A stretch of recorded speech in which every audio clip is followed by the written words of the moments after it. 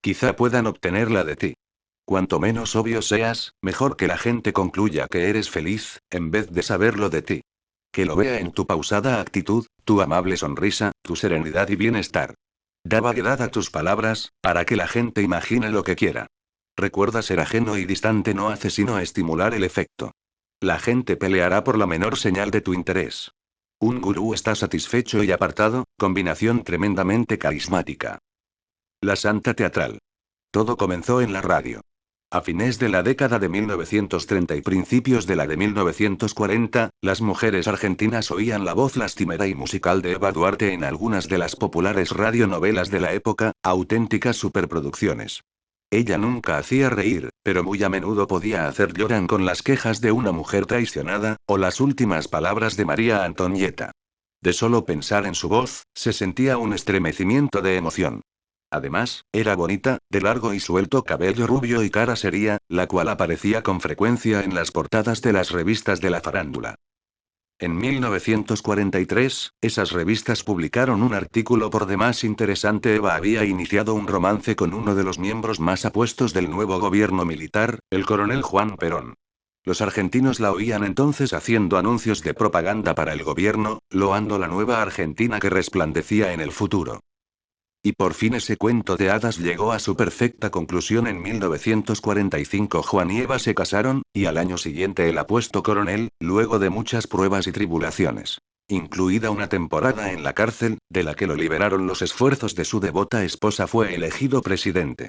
Era un defensor de los descamisados, los obreros y los pobres, entre quienes se había contado su esposa. De solo 26 años en ese momento, ella había crecido en la pobreza. Ahora que esta estrella era la primera dama de la República, pareció cambiar.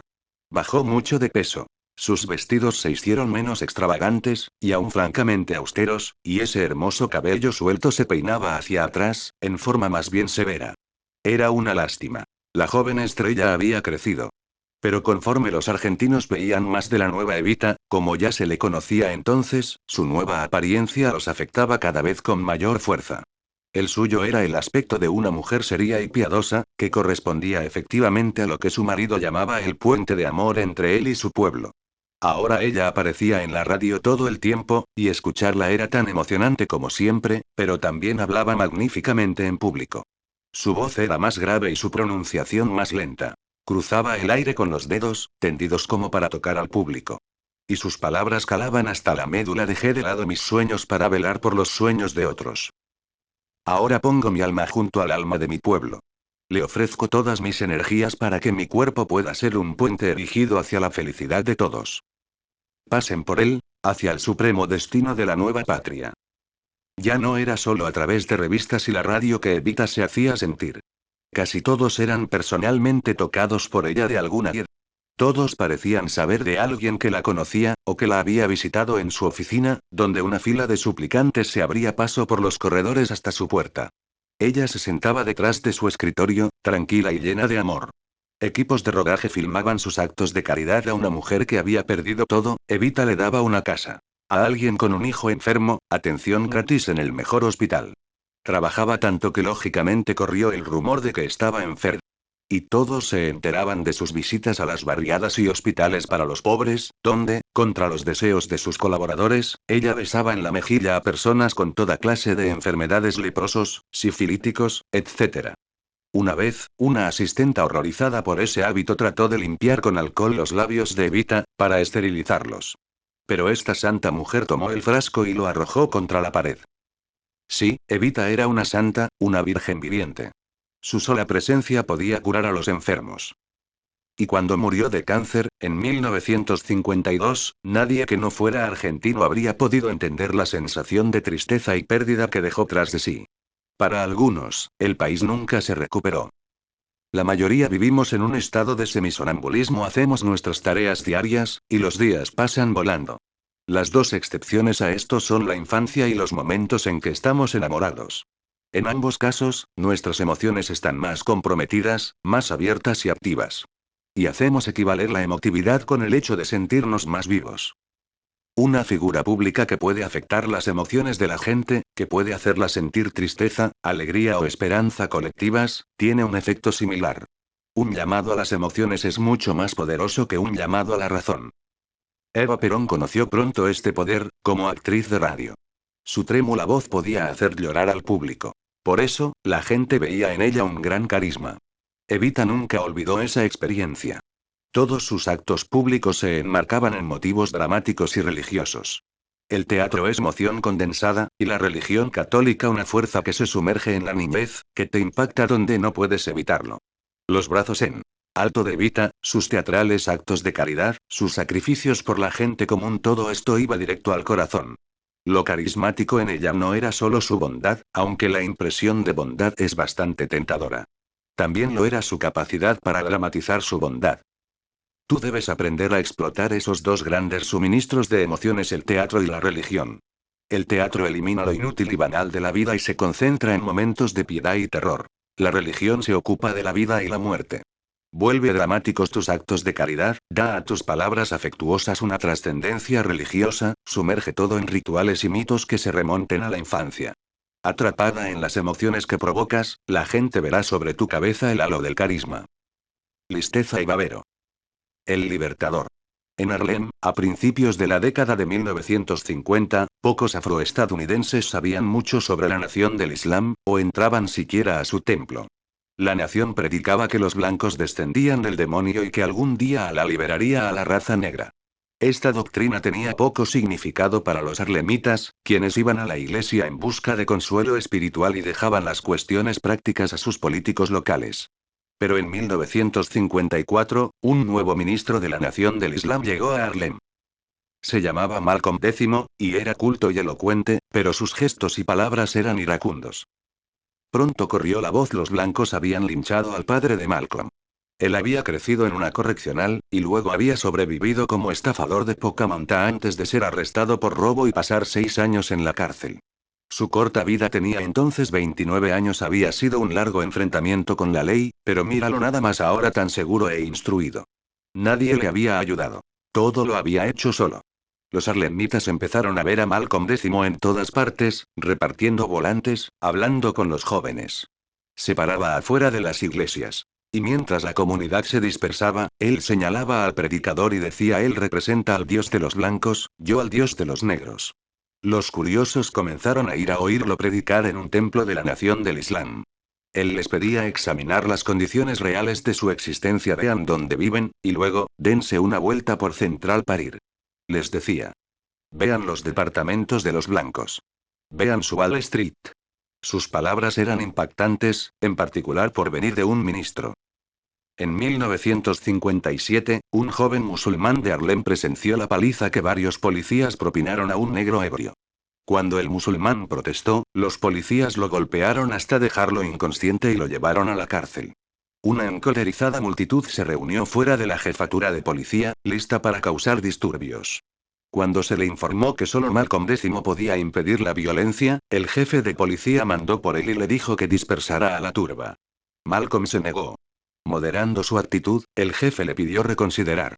Sereno, Malcolm puso condiciones a su cooperación: atención médica para el musulmán golpeado y justo castigo para los policías. El jefe aceptó a regañadientes. Fuera de la jefatura, Malcolm explicó el acuerdo y la multitud se dispersó. En Harlem y todo el país, se había convertido súbitamente en héroe por fin un hombre que hacía algo. El número de miembros de su templo aumentó. Malcolm empezó a hablar en todo Estados Unidos. Jamás leía un texto. Mirando al público, hacía contacto visual con él, señalando con el dedo. Su enojo era obvio, no tanto en su tono, siempre era mesurado y articulado, como en su feroz energía, que le hacía saltar las venas del cuello. Muchos líderes negros anteriores habían usado palabras prudentes, y pedido a sus seguidores lidiar paciente y civilizadamente con su situación social, por injusta que fuera. Malcolm era un gran alivio.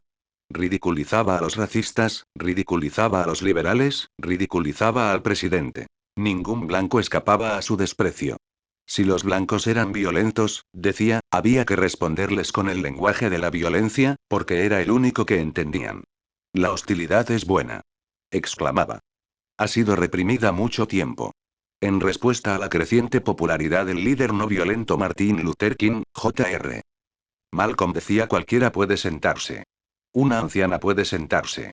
Un cobarde puede sentarse. ¿Hace falta un hombre para estar de pie? Malcolm X tuvo un efecto tonificante en muchas personas que sentían el mismo enojo que él pero temían expresarlo. En su sepelio fue asesinado en 1965. Durante uno de sus discursos, el actor Ossie Davis pronunció la oración fúnebre, ante una numerosa y emocionada multitud. Malcolm, dijo, fue nuestro brillante príncipe negro. Malcolm X fue un carismático al estilo de Moisés, un libertador. El poder de este tipo de carismáticos procede de que expresa emociones negativas acumuladas durante años de opresión. Al hacerlo, el libertador brinda a otras personas la oportunidad de liberar emociones reprimidas, la hostilidad oculta por la cortesía y sonrisas forzadas. Los libertadores deben pertenecer a la multitud sufriente, pero, más todavía, su dolor debe ser ejemplar. La historia personal de Malcolm era parte integral de su carisma. Su lección: que los negros deben ayudarse a sí mismos, no esperar a que los blancos los rediman, significó mucho más a causa de sus años en la cárcel, y de que él había seguido su propia doctrina estudiando, ascendiendo desde abajo. El libertador debe ser un ejemplo viviente de redención personal. La esencia del carisma es una emoción irresistible que transmiten tus gestos, tu tono de voz, señales sutiles, tanto más poderosas por ser mudas. Sientes algo con más profundidad que los demás, y ninguna emoción es tan intensa y capaz de crear una reacción carismática como el odio, en particular si procede de arraigadas sensaciones de opresión. Expresa lo que los demás temen decir y verán enorme poder en ti. Di lo que quieren decir pero no pueden. Nunca temas llegar demasiado lejos. Si representas una liberación de la opresión, puedes llegar más lejos aún. Moisés habló de violencia, de destruir hasta el último de sus enemigos. Un lenguaje como este une a los oprimidos y los hace sentir más vivos. Aunque esto no es algo que no puedas controlar. Malcolm X sintió rabia muy pronto, pero solo en la cárcel se educó en el arte de la oratoria, y de cómo canalizar sus emociones. Nada es más carismático que la sensación de que alguien lucha con intensa emoción, y no solo aprueba hacerlo. El actor olímpico. El 24 de enero de 1960 estalló una insurrección en Argelia, aún colonia francesa entonces. Encabezada por soldados franceses de derecha, el fin era bloquear la propuesta del presidente Charles de Gaulle de otorgar a Argelia el derecho a la autodeterminación. De ser necesario, los insurrectos tomarían Argelia en nombre de Francia. Durante tensos días, de Gaulle, de 70 años, mantuvo un silencio extraño. Luego, el 29 de enero, a las 8 de la noche, apareció en la televisión nacional francesa. Antes de que pronunciara una palabra siquiera, el público se asombró, porque él llevaba puesto su antiguo uniforme de la Segunda Guerra Mundial, un uniforme que todos reconocían y que produjo una fuerte reacción emocional. De Gaulle había sido el héroe de la resistencia, el salvador del país en su momento más sombrío. Pero ese uniforme no había sido visto por un tiempo. De Gaulle habló entonces, recordando a su público, a su serena y segura manera, todo lo que habían logrado juntos para liberar a Francia de los alemanes. Pasó lentamente a esos intensos asuntos patrióticos, a la rebelión en Argelia, y a la afrenta que ésta representaba para el espíritu de la liberación. Terminó su alocución repitiendo sus famosas palabras del 18 de junio de 1940 una vez más: llamo a los franceses, donde quiera que se encuentren, sean lo que sean, a apoyar a Francia. ¡Vive la República! ¡Vive la France! Este discurso tuvo dos propósitos. Mostró que de Gaulle estaba decidido a no ceder un ápice ante los rebeldes, y llegó al corazón de todos los franceses patriotas, en particular en el ejército. La insurrección se extinguió rápidamente, y nadie dudó de la relación entre su fracaso y la actuación de Gaulle en la televisión. Al año siguiente, los franceses votaron arrolladoramente a favor de la autodeterminación de Argelia.